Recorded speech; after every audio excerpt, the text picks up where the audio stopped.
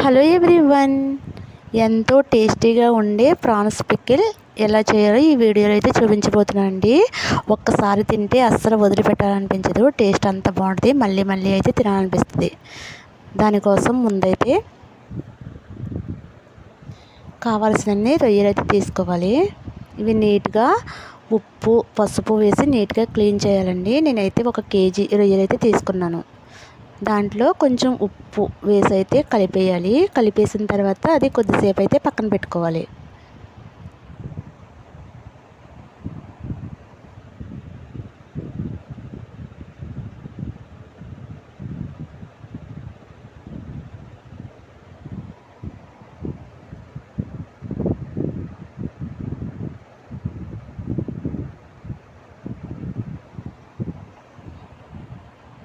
కొద్దిసేపు పక్కన పెట్టిన తర్వాత ఒక ప్యాన్ పెట్టుకొని దాంట్లో ఆ రొయ్యలు అందులో వేసేయాలి. అందులో వేసి జస్ట్ మూత పెట్టేసి అలా ఉంచేయాలండి. దాంట్లో ఉన్న వాటర్ అంతా బయటకు వచ్చేస్తాయి.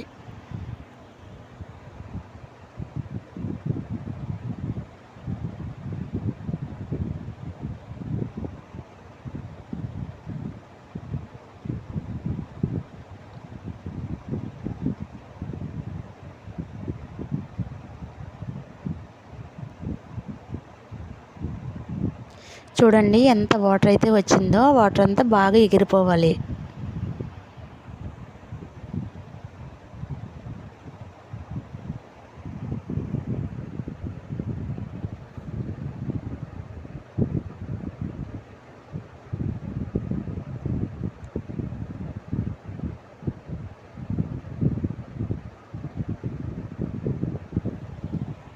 ఇవి ఎగిరేలోపు ఇప్పుడైతే అల్లం వెల్లుల్లి పేస్ట్ అయితే ఫ్రెష్గా మిక్సీ పట్టుకోవాలండి. ఫ్రెష్గా అయితేనే పచ్చడికి చాలా బాగుంటుంది. అల్లం వెల్లుల్లి 2 కలిపి మిక్సీ అయితే పట్టేసాను. తర్వాత అయితే చూడండి ఒకసారి, ఇవైతే కొంచెం ఇంకా వాటర్ అయితే ఉన్నాయండి, మొత్తం ఎగిరిపోవాలి.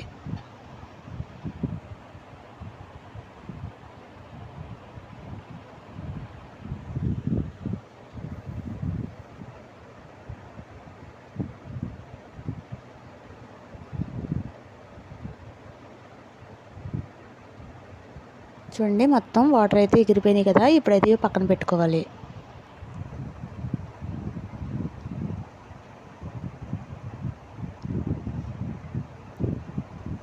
ఇప్పుడైతే మరొక ప్యాన్ అయితే పెట్టుకోవాలి. పెట్టుకుని దాంట్లో ఆయిల్ అయితే వేయాలండి. పల్లీల ఆయిల్ కానీ లేదు అంటే నువ్వుల ఆయిల్ కానీ, రెండింటిలో ఏదో ఒకటి మాత్రమే వాడాలి. అప్పుడే పచ్చడి టేస్ట్ బాగుంటుంది. కావలసినంత నూనె అయితే వేసుకున్నాను కదా. ఇప్పుడు ఈ నూనెలో ఆ రొయ్యల్ని డీప్ ఫ్రై చేయాలి.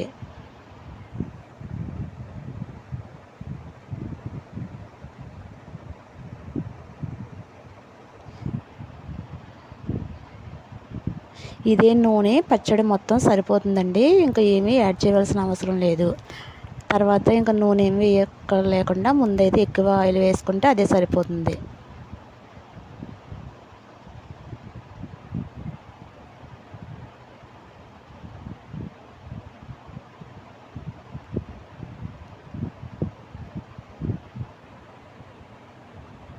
రొయ్యలు మాత్రం బాగా డీప్ ఫ్రై అయితే చేయాలండి. ఎంత బాగా ఫ్రై చేస్తే పచ్చడి అన్ని రోజులు ఎక్కువ నిల్వ అయితే ఉంటుంది.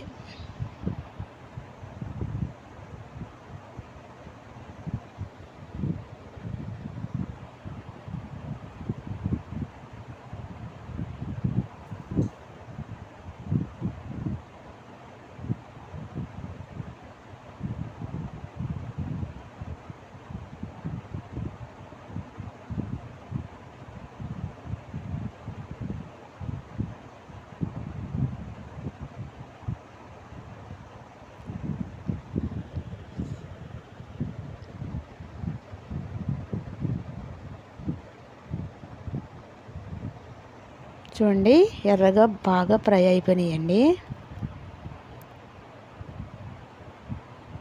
ఇలా ఫ్రై అయితే సరిపోతుంది.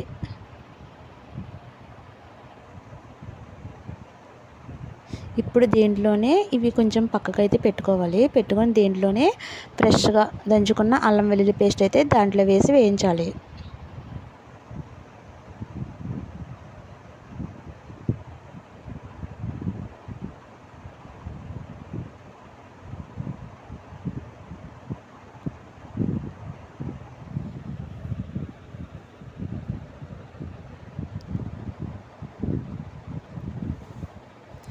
అల్లం వెల్లుల్లి పేస్ట్ కూడా బాగా వేగనివ్వాలండి.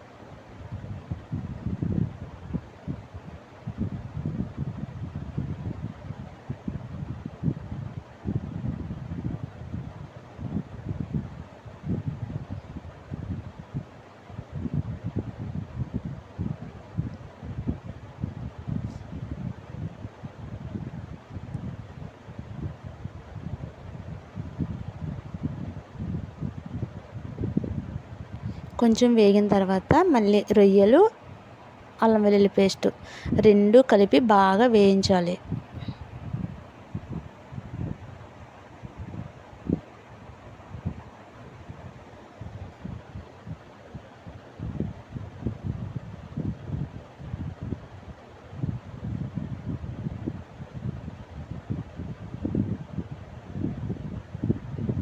ఇది పల్లీల నూనె కాబట్టి అలా పొంగుతుందండి. పల్లీల నూనె అలా పొంగిపోతుంది. క్వాలిటీ బాగుంటే అలాగే పొంగుతుందండి, పల్లీల నూనె కాబట్టి.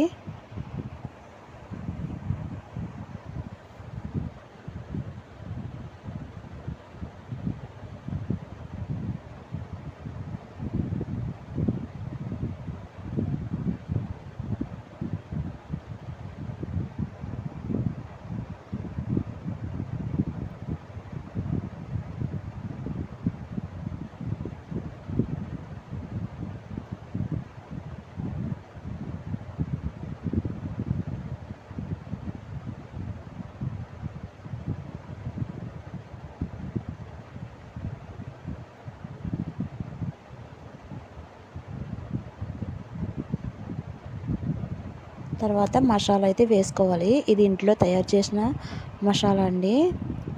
జీలకర్ర, ధనియాలు, దాల్చిన చెక్క, లవంగం, ఇలాచి, ఇవన్నీ గసగసాలు ఇవన్నీ కలిపి గ్రైండ్ చేసిన మసాలా. టేస్ట్ అయితే చాలా బాగుంటుందండి. ఇది కూడా అందులో వేసేయాలి. తర్వాత ఒక 2 స్పూన్ల మెంతులు, 2 స్పూన్ల ఆవాలు పౌడర్ చేశాను, అది కూడా అందులో వేసేసుకోవాలి.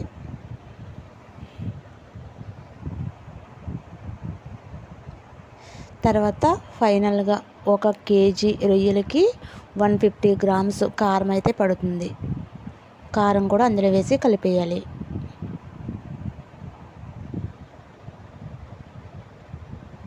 తర్వాత ఉప్పు అయితే వేసుకోవాలండి. ఆల్రెడీ రొయ్యల్లో ఉప్పు వేసాం కాబట్టి చూసుకుని అయితే తగ్గించి వేసుకోవాలి.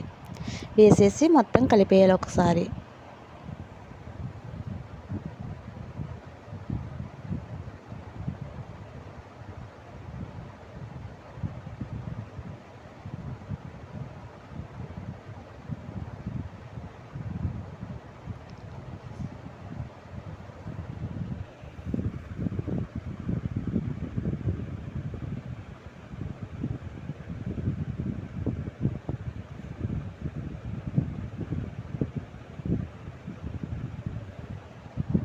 తర్వాత ఉప్పు సరిపోయిందో లేదో చూసుకుని, చాలకపోతే కొంచెం వేసుకోవాలి.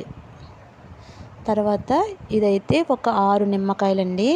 కేజీ రొయ్యలకి ఒక 6 నిమ్మకాయల రసం అయితే పడుతుంది.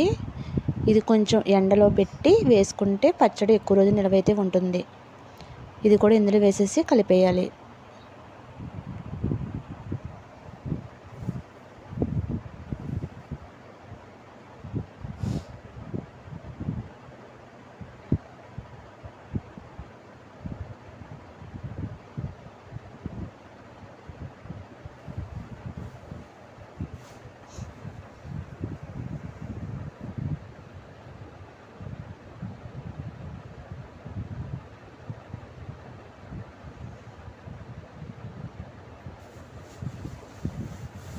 అంతే అండి, ఎంతో టేస్టీ రొయ్యల పచ్చడి అయితే రెడీ అయిపోయిందండి. ఇది ఒక కంటైనర్లో, గాజు కంటైనర్లో పెట్టుకుంటే చాలా రోజుల వరకు నిల్వ అయితే ఉంటుంది.